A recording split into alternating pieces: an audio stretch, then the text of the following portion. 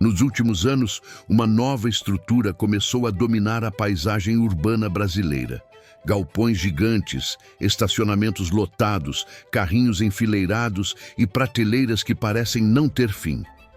Do lado de fora, a promessa é simples: preço baixo, economia, progresso. Do lado de dentro está acontecendo uma das maiores transformações silenciosas do varejo brasileiro. O atacarejo virou o formato que mais cresce no país, e isso não é por acaso. A proposta parece irrefutável: vender mais barato porque vende em volume.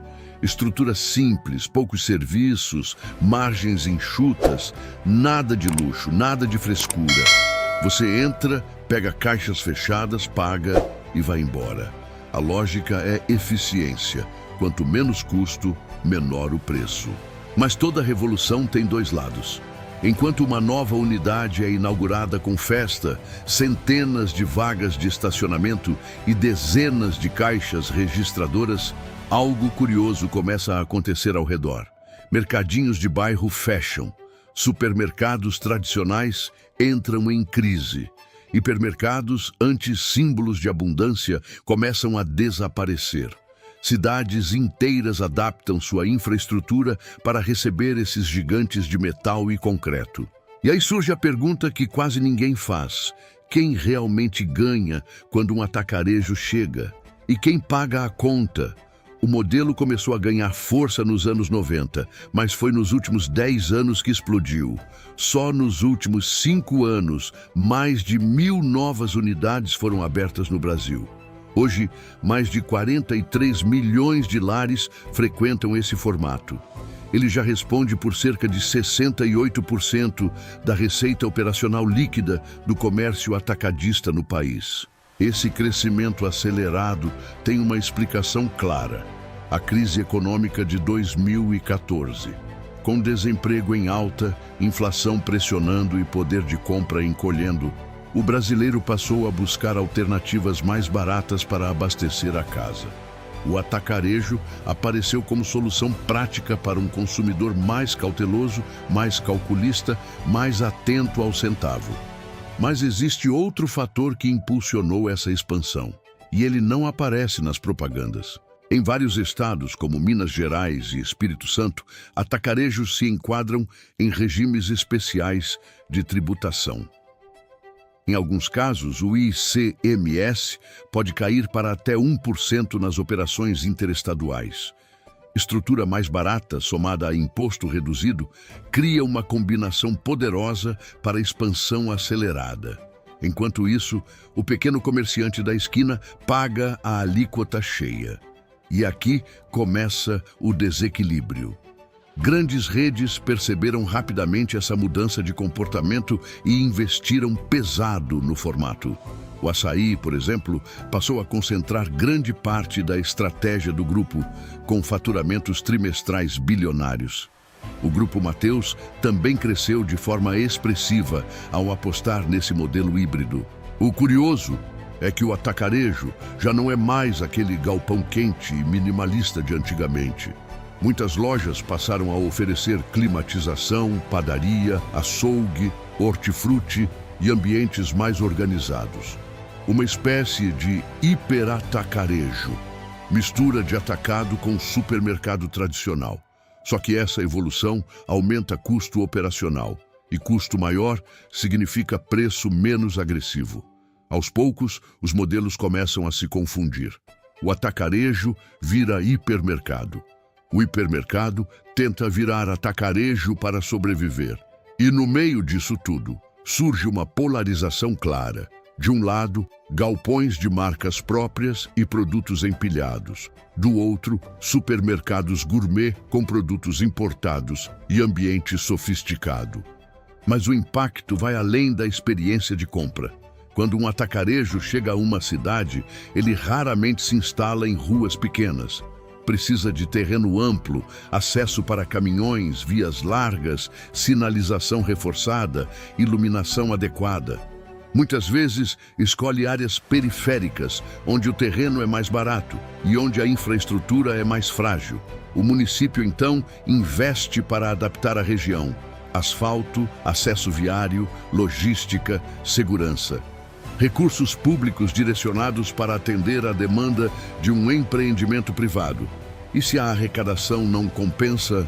O economista Bernard App já apontou que benefícios fiscais podem distorcer a logística nacional. Empresas passam a escolher locais não pela eficiência econômica real, mas pelos incentivos tributários disponíveis. Isso cria centros de distribuição onde talvez não fossem necessários, tudo por causa da diferença de imposto. O ex-deputado Alexis Fontaine também resumiu bem essa lógica. Caminhões cruzando estados atrás de incentivo, não necessariamente atrás de clientes. É um jogo entre municípios. Se uma cidade não oferece benefício, a empresa vai para a vizinha. No fim, cria-se uma disputa fiscal que muitas vezes não aumenta a riqueza total, apenas desloca investimentos de um lugar para outro. Enquanto isso, pequenos supermercados e redes regionais enfrentam concorrência desigual. Dados de mercado já mostraram queda real na receita de supermercados tradicionais em alguns estados, mesmo em períodos de melhora econômica. E não é só o faturamento que muda, é o tecido urbano. Quando o pequeno comércio fecha, o bairro perde circulação local, perde emprego familiar, perde diversidade econômica. Em troca, ganha concentração. Tudo em um só lugar. Claro, há benefícios. Preços mais baixos ajudam famílias. Pequenos comerciantes também compram no atacarejo para revender. Empregos são gerados, centenas por unidade. Mas vale observar o perfil dessas vagas. Grande parte é operacional. Caixa, estoquista, operador de empilhadeira. São empregos importantes, especialmente em momentos difíceis, mas que geralmente oferecem pouca progressão de carreira. Enquanto isso, pequenos supermercados e redes regionais enfrentam concorrência desigual. Dados de mercado já mostraram queda real na receita. Em outros países, esse modelo enfrenta resistência maior. Na França, por exemplo, houve oposição local quando o Carrefour tentou abrir um formato semelhante em determinadas regiões, sob o argumento de que poderia comprometer o comércio local e o planejamento urbano sustentável.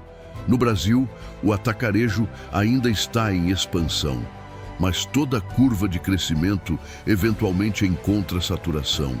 O que acontece quando houver unidades demais para consumidores de menos? Quando a margem encolher ainda mais? Quando um novo modelo surgir? Nos Estados Unidos, grandes estruturas comerciais abandonadas já se tornaram um problema urbano conhecido. Verdadeiros elefantes brancos. Galpões gigantes que não encontram novo uso com facilidade. Aqui, ainda estamos no auge. Mas planejar o longo prazo é diferente de celebrar o curto prazo. O paradoxo é interessante. Grandes redes de atacarejo já possuem vantagens naturais: economia de escala, poder de negociação, logística eficiente. Mesmo sem incentivo fiscal, provavelmente seriam competitivas. Quando recebem benefícios adicionais, ampliam ainda mais a distância em relação aos pequenos. E aí, entramos em um ciclo vicioso. Se um município concede incentivo, o vizinho sente pressão para fazer o mesmo. Se um formato recebe benefício, outros setores pressionam por igualdade. O sistema tributário se fragmenta em exceções. No fim, a pergunta não é se o atacarejo é bom ou ruim. A pergunta é: estamos criando um ambiente competitivo saudável ou apenas favorecendo quem já é grande? Quando vemos uma fachada nova, estacionamento cheio e carrinhos circulando, a sensação é de progresso. E muitas vezes é, mas progresso para quem? Em qual prazo? A que custo? O modelo cresceu porque respondeu a uma necessidade real do consumidor brasileiro. Isso é fato. Mas também surfou em distorções estruturais do nosso sistema tributário. E isso não acontece só no varejo. A lógica de benefícios pontuais, privilégios específicos e competição fiscal entre estados se espalha por vários setores. No fim das contas, quem paga essa conta é o consumidor comum, o pequeno empreendedor, o jovem que tenta começar um negócio em um mercado cada vez mais concentrado. Talvez o caminho mais sustentável fosse fortalecer a livre concorrência sem privilégios específicos. Deixar que eficiência real determine quem permanece, não diferenciais tributários artificiais. O atacarejo não é o vilão da história. Ele é consequência de um sistema maior.